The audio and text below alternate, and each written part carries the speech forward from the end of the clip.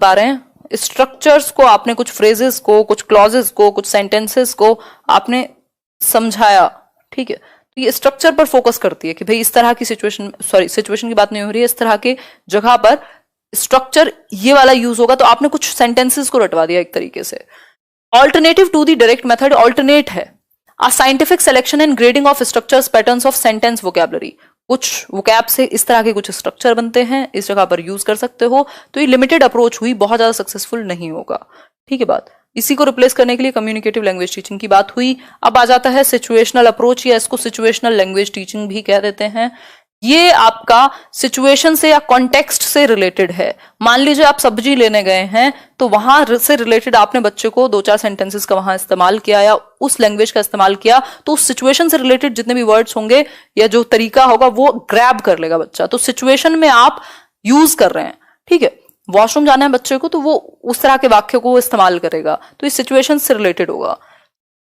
देख सकते हैं स्वास्थ्य पीआरटी के लिए। क्लियर हो गई बात? कोई समस्या? बिल्कुल। आप मार्केट गए, वहां के रिलेटेड कुछ वर्ड्स होंगे, आप पटाखे खरीदने गए हो, बस ये आजकल तो प्रमोशन के लायक नहीं रहा है, तो हमारे बचपन में चलता था ऐसे, दिवाली पे पटाखे खरीदने गए हो तो मार्केट में आप कुछ वर्ड्स का इस्तेमाल करोगे, एक सिचुएशन में उससे पूछोगे, जो वेंडर है उसको मांगोगे कुछ, तो उस सिचुएशन में जिस भाषा का इस्तेमाल होगा, अलग अलग सिचुएशन में जिस लैंग्वेज का आप इस्तेमाल करते हो, जिन वर्ड्स का आप इस्तेमाल करते हो, उसके अकॉर्डिंग चीजें चलती हैं, ठीक है। चलिए आगे बढ़ते हैं साक्षी।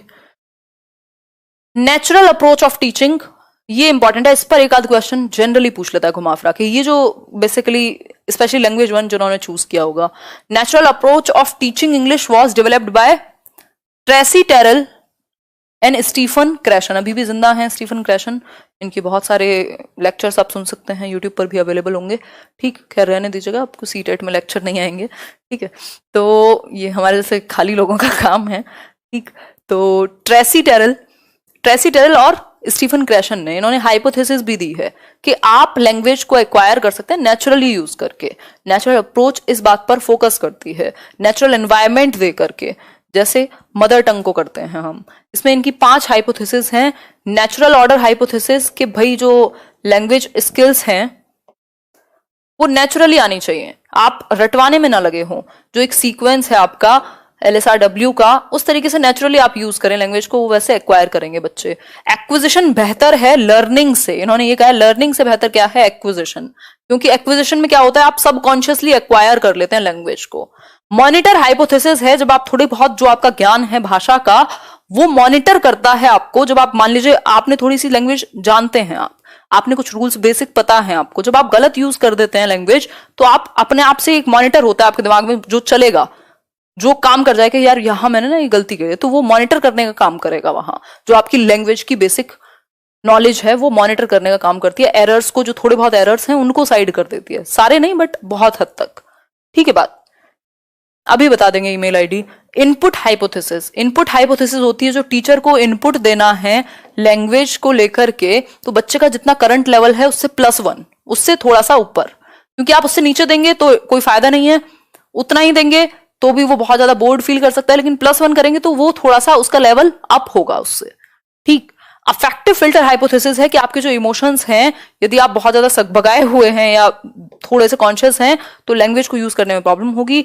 अगर आप इमोशनली बेहतर स्थिति में हैं तो ज्यादा अच्छे से आप सीख पाएंगे या जल्दी एक्वायर कर पाएंगे। इन्होंने कहा है कि आप सेकंड लैंग्वेज को भी, स्टीफन क्रैशन ने, दूसरी भाषा को भी एक्वायर किया जा सकता है यदि एनवायरमेंट मिले तो, ठीक है बात।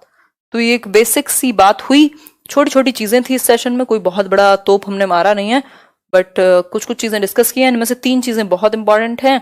ग्रामर ट्रांसलेशन मेथड जो है लिटरेरी टेक्स्ट पर ज्यादा फोकस करता है, ट्रांसलेट किया जाता है इंग्लिश से आपकी मदर टंग में यहाँ, और तब इंग्लिश सीखते हैं आप। डायरेक्ट मेथड में एज इट इज चलती हैं चीजें, और ऑडियो लिंगुअल में सेंटेंस या साउंड पैटर्न्स को बार बार प्रैक्टिस कराया जाता है, ठीक है। तो ये आज की कहानी थी, बहुत ही छोटी सी कहानी थी 1 नंबर की, बट एक बार और रिवाइज कर लेंगे तो मेन पॉइंट्स, और ये PDF भी मैं शेयर कर दूंगी।